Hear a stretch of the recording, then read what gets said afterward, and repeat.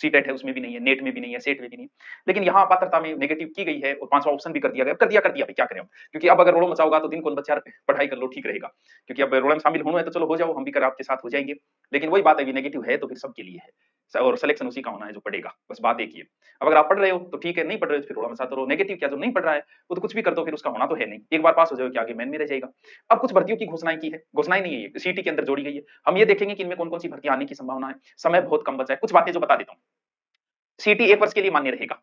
पीछे जिन्होंने सीटी की उसका कोई लेना देना नहीं है, दोबारा उसे देनी पड़ेगी, वो अमान्य हो चुकी है। नंबर 1 बात, जो आपके कुछ सवाल थे उनके जवाब है। स्कोर सुधारना है, स्कोर सुधार लो, फायदा रहेगा, क्योंकि सिर्फ पास मार्किंग से कुछ नहीं होता। अगर आपको 40% पास मार्किंग कर भी दिया तो जरूरी नहीं कि आपको बिठाए, हो सकता है टॉप वालों को बिठा ले। तो स्कोर सुधारना अति आवश्यक है इसके अंदर। न्यूनतम 40%, वो एससी एसटी वो छूट वगैरह है, वो 35 हो जाएगा, कोई बात नहीं, ठीक है।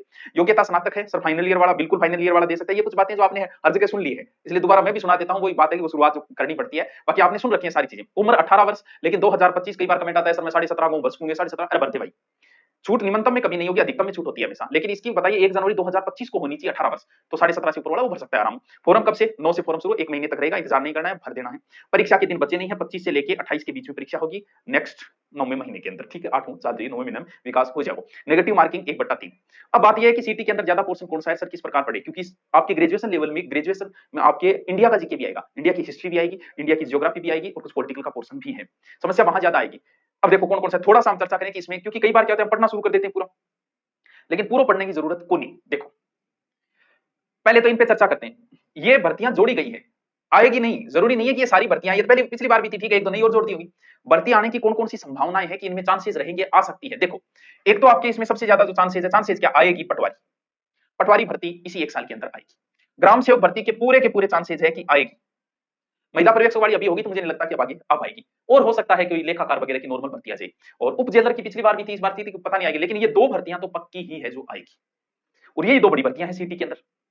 बाकी इनमें से तो लग नहीं रहा कि कोई भर्ती आएगी, कोई छोटी मोटी भर्ती और आ जाए तो आ जाए, प्लान कमांडर ये आ सकती है, होमगार्ड भी तो, लेकिन ये 2 भर्तियां ही मेन है। इन्हीं 2 भर्तियों के लिए तैयारी करनी है। लगभग 5 से 6 हजार पद दोनों को मिला के आराम से हो जाएगी। 2000 करेंगे तो 4000 पद हो जाएगी। ये 2 भर्तियां पटवार की तो पक्की है, और मैन आपका टारगेट यही होना चाहिए कि सीटी को मेरा पास करने का उद्देश्य यही है। क्योंकि ये 2 भर्तियां अभी पिछली बार हो गई, छात्रावास अधीक्षक भी हो गई, तो पर्यवेक्षक ये हो गई, तो नहीं लगता कि इस 1 साल में ये आ पाएगी। तो एक तो ये है, ठीक है गुरुजी, 2-3 भर्तियां बची है, आगे तैयारी कर लेना।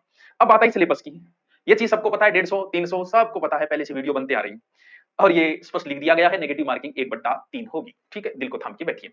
पाठ्यक्रम, यहां देखो हिस्ट्री के अंदर क्या दिया है कि भारतीय राष्ट्रीय आंदोलन विशेष बल, राष्ट्रीय आंदोलन का पूरा टॉपिक, यानी मुख्य रूप से आप गांधी जी को पढ़ लो, और बहुत ईजी है, गांधी जी बड़े इंटरेस्टिंग है, करवाया हुआ है यूट्यूब के ऊपर, बहुत इंटरेस्टिंग, आप आराम से पढ़ सकते हो।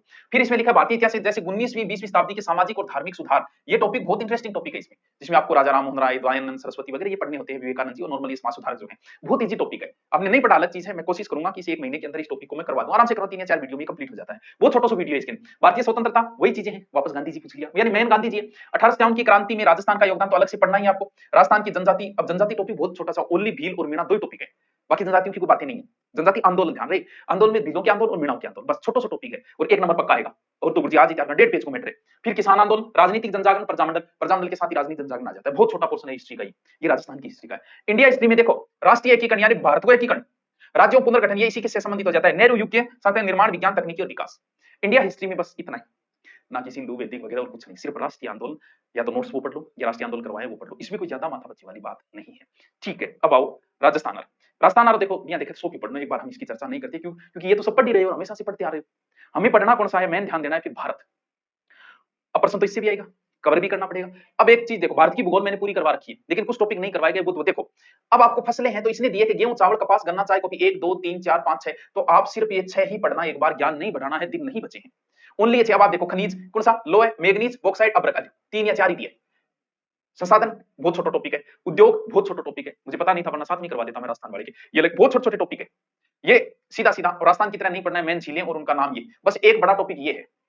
और पूरी ये भारत की भूगोल मेरी करवाई हुई है, अलग से प्लेलिस्ट है यूट्यूब में, समय मिले तो उसे देख लेना, वरना ये 3-4 टॉपिक मैं आपको जल्दी ही करवाऊंगा, कुछ नहीं है, आधे आधे घंटे के टॉपिक है, काट चिंता ना करो, ठीक है सर। राजस्थान की भूगोल चल रही है यूट्यूब पे, छोड़ मत देना, नहीं है तो दोबारा पढ़ लेना, भूगोल अपनी कंप्लीट हो जाएगी नेक्स्ट 1 महीने के अंदर, अगली सीईटी से पहले। लगभग टॉपिक तो हो गए, भौतिक प्रदेश हो गया, जलवायु हो गई, मानसून हो गया, जलवायु हो गया, अफवातंत्र हो गया, झीलें हो गई, जल संरक्षण हो गया, वन्य जीव रह गया, मृदाएं हो गई, फसलें अभी नहीं करवाई, जनसंख्या पहले की करवाई हुई, अच्छा जनजाति भी करवानी है, ठीक है, धात्विक, ये टॉपिक रही, बाकी टॉपिक हो गए जो साथ साथ में चल रहे थे ना, आधे घंटे का वीडियो डालता हूँ फिर भी कंप्लीट हो गई वो, 1 महीने का और बचा, ये लास्ट वाला वो पढ़ लेना, ठीक है।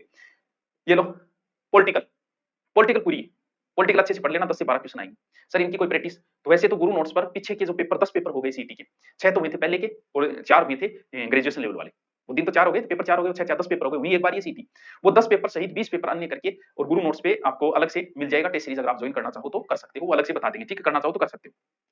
ये टॉपिक थोड़े से देख लेना। देखो इसमें मैं आपको 1 महीने में कौन सा कराऊंगा, जैसे हरित क्रांति, श्वेत क्रांति, नीली क्रांति, पंचवर्षीय योजना करवा दूंगा, ये पहले से हो चुका है। ये एक छोटा सा टॉपिक है, ये थोड़े से ढंग से वही करवा पाता है जो कॉमर्स का हो या इकोनॉमिक्स का हो, बाकी थोड़ा सा करवाना टपकारी हो जाता है हमारे आर्ट वालों के लिए। बाकी ये तो ज्योग्राफी में करवाते हैं तो हो जाता है। चलो ठीक है गुरुजी। अब देखो जीके, जीके समय बहुत कम बचा है आपके पास। अगर इनको आप डबल स्पीड में देखोगे, यूट्यूब पे ज्यादा समय का बर्बाद न करें, समय नहीं बचा है, जल्दी से जल्दी आंखों के आगे से निकाल लो, कहीं ना कहीं अटका रह जाएगा, अपना काम चल जाएगा। यूट्यूब पे वीडियो देखो तो डबल स्पीड में देखा करो, डबल स्पीड में देखे जो भी टॉपिक है उसे देखा और फिर प्रैक्टिस की। प्रैक्टिस ज्यादा से ज्यादा, पहले पीछे वाले जिनकी तैयारी की उनकी कोई समस्या नहीं है, उनको आ रहा है, उनको तो सिर्फ मॉडल पेपर निकालने हैं। लेकिन नए बंदों की बड़ी समस्या हो जाएगी, इतना बड़ा मैटर दे दिया। ये जो विज्ञान प्रौद्योगिकी, यानी मुझे इसमें आपको इंडिया वाला बताना था। अब अगर अंग्रेजी आपको नहीं आती क्योंकि नेगेटिव मार्किंग है, तो कुछ 2-3 टॉपिक आप देख लेना, जैसे डायरेक्ट इनडायरेक्ट हो गया और अल्फाबेट हो गया, या फिर नंबर रैंकिंग वाला में चाहिए तो वो है रीजनिंग है। वो अगर हिंदी, हिंदी मेरी कंप्लीट पड़ी है यूट्यूब पे, स्पीड बढ़ा के देख लो, हिंदी तो सिर्फ देख लो तो भी काम चल जाएगा। जैसे मैंने वाक्य शुद्धि के तरीके बता रखे हैं, शब्द शुद्धि के, संधि सीधी ट्रिक से बता रखी है, समास ट्रिक से बता रखे हैं, उपसर्ग ट्रिक से बता रखे हैं, सिर्फ उसको तो देख लो, आपकी हिंदी में कहीं समस्या नहीं। लोकोक्ति मुहावरे स्पीड डबल करके देख लो, चाहे तो आप ऐप के ऊपर हो तो ऐप के ऊपर देख लो, वरना यूट्यूब पे पड़े हैं पुराने वीडियो, यूट्यूब वाले देख लो, वो आपकी मर्जी। इसमें देखो आर्टिकल इजी टॉपिक है, नॉर्मल से इजी टॉपिक है, ये देख लेना थोड़ा सा। इसके अलावा प्रिपरेशन ये देख लेना, प्रीपोजिशन, और ये तो दोहरा जाएंगे, एक दो टॉपिक और है बस, इजी इजी टॉपिक, ये अगर कवर कर पाओ ना तो पर्याप्त रहे। क्योंकि नए अगर कोई बंदो है तो भाई दो रुकाम है, देखो क्योंकि आप 1 महीने में पूरी इंग्लिश पढ़ पाओ, इतने बड़े विद्वान हम है नहीं, इसलिए 4-5 टॉपिक है थोड़ी सी, वो देख लेना। देखो पिछली सीईटी का स्कोर है मान्य, इसलिए सबको सीईटी परीक्षा देनी होगी। बात हो गई क्लियर? 5 विकल्प वाली बात क्लियर हो गई? सर मैं आपको ये जो टॉपिक बचे